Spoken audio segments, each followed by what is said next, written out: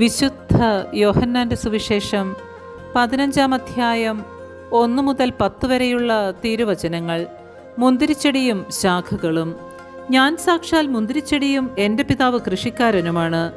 എൻ്റെ ശാഖകളിൽ ഫലം തരാത്തതിനെ അവിടുന്ന് നീക്കിക്കളയുന്നു, എന്നാൽ ഫലം തരുന്നതിനെ കൂടുതൽ കായ്ക്കാനായി അവിടുന്ന് വെട്ടിയൊരുക്കുകയും ചെയ്യുന്നു. ഞാൻ നിങ്ങളോട് പറഞ്ഞ വചനം നിമിത്തം നിങ്ങൾ ശുദ്ധിയുള്ളവരായിരിക്കുന്നു. നിങ്ങൾ എന്നിൽ വസിക്കുവിൻ, ഞാൻ നിങ്ങളിലും വസിക്കും.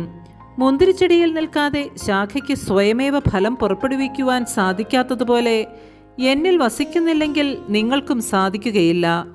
ഞാൻ മുന്തിരിച്ചെടിയും നിങ്ങൾ ശാഖകളുമാണ്.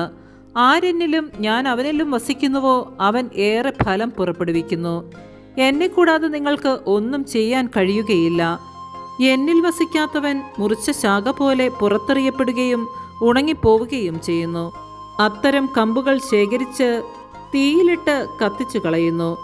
നിങ്ങൾ എന്നിൽ വസിക്കുകയും എൻ്റെ വാക്കുകൾ നിങ്ങളിൽ നിലനിൽക്കുകയും ചെയ്യുന്നെങ്കിൽ ഇഷ്ടമുള്ളത് ചോദിച്ചു കൊള്ളുക, നിങ്ങൾക്ക് ലഭിക്കും. നിങ്ങൾ ധാരാളം ഫലം പുറപ്പെടുവിക്കുകയും അങ്ങനെ എൻ്റെ ശിഷ്യന്മാരായിരിക്കുകയും ചെയ്യുന്നതുവഴി പിതാവ് മഹത്വപ്പെടുന്നു. പിതാവ് എന്നെ സ്നേഹിച്ചതുപോലെ ഞാനും നിങ്ങളെ സ്നേഹിച്ചു.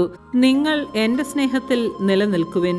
ഞാൻ എൻ്റെ പിതാവിൻ്റെ കൽപ്പനകൾ പാലിച്ച് അവിടുത്തെ സ്നേഹത്തിൽ നിലനിൽക്കുന്നത് പോലെ നിങ്ങൾ എൻ്റെ കൽപ്പനകൾ പാലിച്ചാൽ എൻ്റെ സ്നേഹത്തിൽ നിലനിൽക്കും. നമ്മുടെ കർത്താവായ മിശിഹായ്ക്ക് സ്തുതി.